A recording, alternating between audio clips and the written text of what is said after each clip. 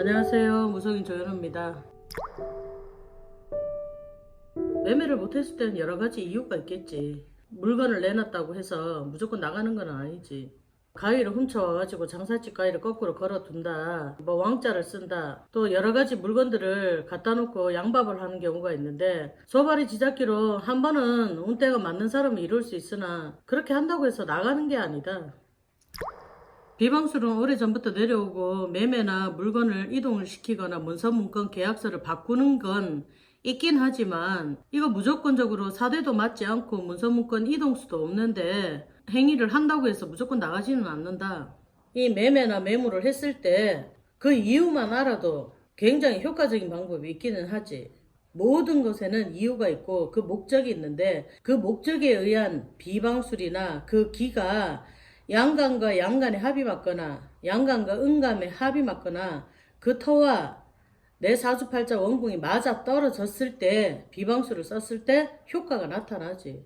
이 비방술은 오래전부터 내려왔고 내가 특히나 오랫동안 20년 가까이 실시해 왔던 것인데, 첫 번째로는 이 매물이 잘 나가지 않고 재물에 손재가 나거나 장사집이나 가게, 공장, 모텔 큰 덩어리를 낼 때는 특히나 제위자리를 알아야 돼. 이 제위라는 것은 재물이 왔다 갔다 하다가 움직여지지 않고 한 곳에 뭉쳐져서 어떠한 기운의 흐름이 차단되는 자리를 얘기를 한다. 어떤 장소든지 간에 어떤 집 안이라든지 간에 사람이 살 수 있는 공간 안에는 제위자리가 반드시 있다. 사람이 살아가는 데 있어서 좋은 기운이 양기가 뭉쳐지는 제위자리가 있고 음기가 뭉쳐지는 제위자리가 있다. 그러나 이 음기가 모여있는 제위자리를 풀어내고 나면 양간으로서 흐르는 기운이 있기 때문에 문서문건 계약서가 발동하고 간동해서 움직일 수 있는 영향력을 미치는 힘이 있지. 장사나 사업을 하는 곳에는 사람이 드나들고 왕래가 많기 때문에 그 제위자리의 혈자리, 영맥자리를 잘 잡으면 그 다음 비방술을 썼을 때 특판 효용을 볼 수가 있다. 그래서 이 목적한 바나 그 기운을 잘 알지 못하고 행했을 때는 절대로 통하지 않는 방법들이고, 무심코 자기네들이 그냥 듣는 대로 이렇게 하면 될 거다라는 시너지 효과 때문에 많이들 하시는데, 어쩌면 그 방법이 잘못됐을 경우에는 이 양간과 음간에 우리가 흔히 말하면 암합에 합이 들어왔을 때는 절대로 문서가 움직이질 않는다. 그래서 이 암합이 들지 않도록 아무거나 갖다 놓고 아무거나 비방술을 했을 시에는 암합의 기운이 더 가중이 되어서 나가는데 굉장히 힘들다. 이 매매나 집터, 상가, 장사집, 공장, 모텔, 산, 임야, 이 목적에 따라서 비방술이 다 달라지고, 가정 안에 쓰는 방법과 장사집, 상가, 그 다음에 사업주, 그 다음에 산이나 임야에 쓰는 방법이 다 각기 다른데, 이 다른 방법을 오늘 소개할까 한다.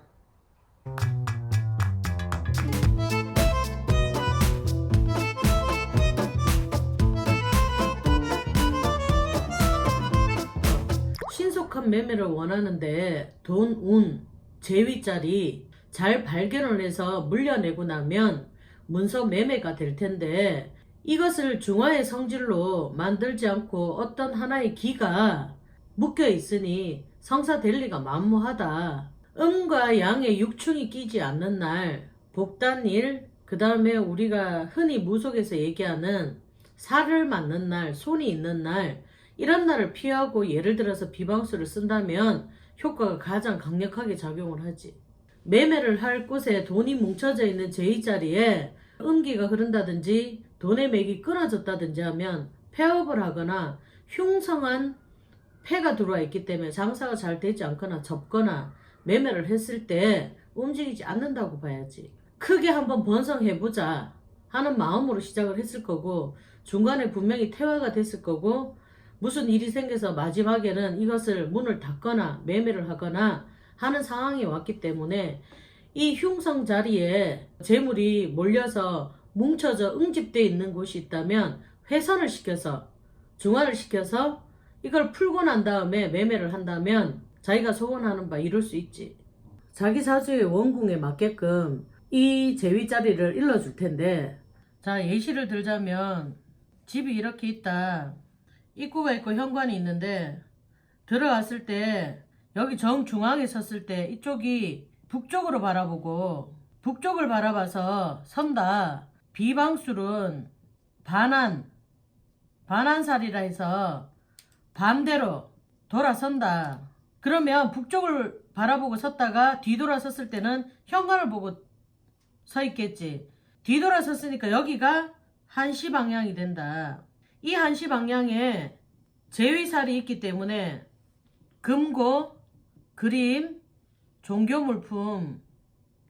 종교물품이나 아니면 물건을 쌓아두었다면 이 제위살이 눌려져 있기 때문에 매매가 성사되기가 상당히 힘들다. 그래서 이 자리를 깨끗하게 치우거나 금고 자리를 위치를 바꿔야만 된다. 자, 첫 번째로는 인호술, 범말, 개띠는 천살이나 제위살이 불길한 방향이 한시 방향이 들어있어. 그래서 이 한시 방향이 들어있기 때문에 근심과 걱정이 많아지고 이사수나 변동이 생겨서 실물관제를 겪게 되는 거지. 길한 방향은 7시 방향에 이 비방수를 쓰면은 특판 효용을 볼 수 있지. 사유축이라 뱀, 닭, 소가 천살, 제위살이 있는데 불길한 방향이 4시에 이 제위살이 뭉쳐져 있어. 밝음과 어둠이 다투는 현상이라서 저녁 장사의 선후 득실에 의해서 제업이 패한다 이렇게 나와 있어. 길한 방향은 10시 방향에 이 비방수를 쓰면은 특판 효용을 볼 수 있다. 자, 신사진 같은 경우에는 원숭이, 쥐띠, 용띠인데 천살, 제위살 방향이 7시 방향이 들어있다. 7시 방향이 들어있기 때문에 이 구설과 재앙, 문서이 등 이해관계로 업입하고 재판 송사에 시달린다 라고 나와 있다. 그래서 이 길한 방향은 한시 방향에 비방수를 쓴다면은 가장 좋은 효용을 볼 수 있지, 비방수를. 그 다음 띠는 해묘미, 토끼띠, 돼지띠, 양띠인데 천살, 제위살 방향, 불길한 방향이 10시 방향이 들어있어, 이 제위살이. 그래서 사업에 장애가 생기고 매매 이런 게 잘 안 되고 건강을 해치고 실물 손재, 자리에서 비켜나는 수가 생긴다. 그래서 상생하고 길한 방향은 4시 방향이 이 비방수를 썼을 때 특판 효용을 볼 수 있다. 입구에서부터 들어갔을 때 정중앙에 서서, 거실 정중앙에 서서 북쪽을 바라본다. 북쪽을 바라봐서 반환 위치라고 해서 뒤집어 선다. 뒤로 돌아선다. 뒤로 돌아섰을 때 아까 말했던 그 띠에 일러준 방향대로 그쪽으로 가서 안이 좋은 물건이 있거나 금고가 배치되어 있거나 종교물품이라든지 수북히 이렇게 쌓여있는 물건들이 있다면 거기가 제위살이 가장 많이 모이는 곳이니 깨끗하게 정리를 하고 난 다음에 좋아지는 방향 쪽으로 부동산이나 인연을 잡고 매매를 하는 게 가장 좋은 특판 효용 중에 하나지. 그래서 그 매매하고자 하는 곳에 제위살을 풀었다면 지금부터는 속매매 비방술에는 첫 번째로는 공물법이 있고 두 번째로는 훈기법이 있고 세 번째로는 처방법이 있다. 이 세 개를 한날 한시에 동시에 실행을 해야 된다. 입구, 입안에서 따라 들어오거나 걸기나 객기들이 따라와서 이 제위자리 뿐만이 아니라 이 기운들이 섞여져 있는 것을 첫째로는 풀어먹인다는 의미가 있고, 자, 이 공물법에는 이 공물을 담을 수 있는 것이 필요한데,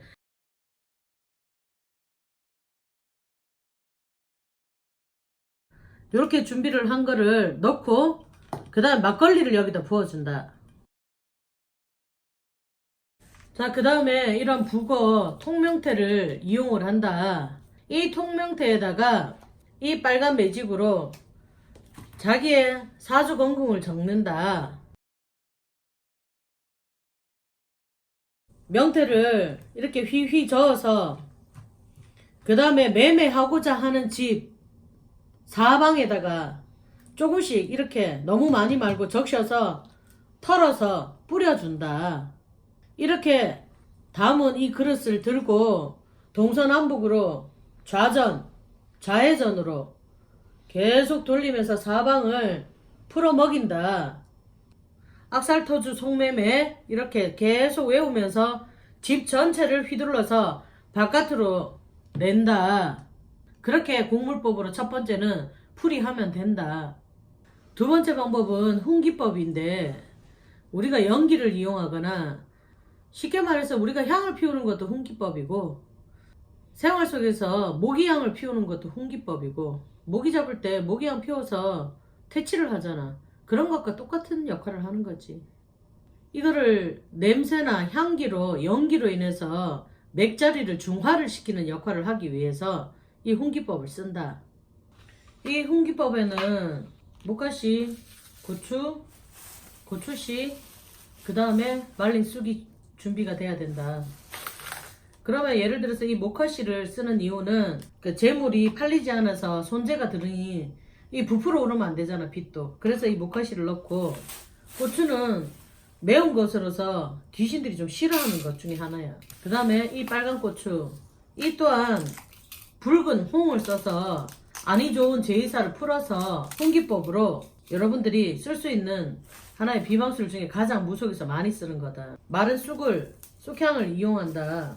이 훈기법은 무속에서 아주 오래전부터 써왔던 하나의 비방술 중에 하나인데 우리가 고추 같은 거는 바깥에 걸어놓지 숯이랑 액을 물리기 위해서 그렇게 쓰는 것 중에 하나이니 이렇게 해서 훈기법을 쓸 때 연기가 많이 나지 않도록 조금만 쓴다. 그래서 이렇게 불을 붙여준다.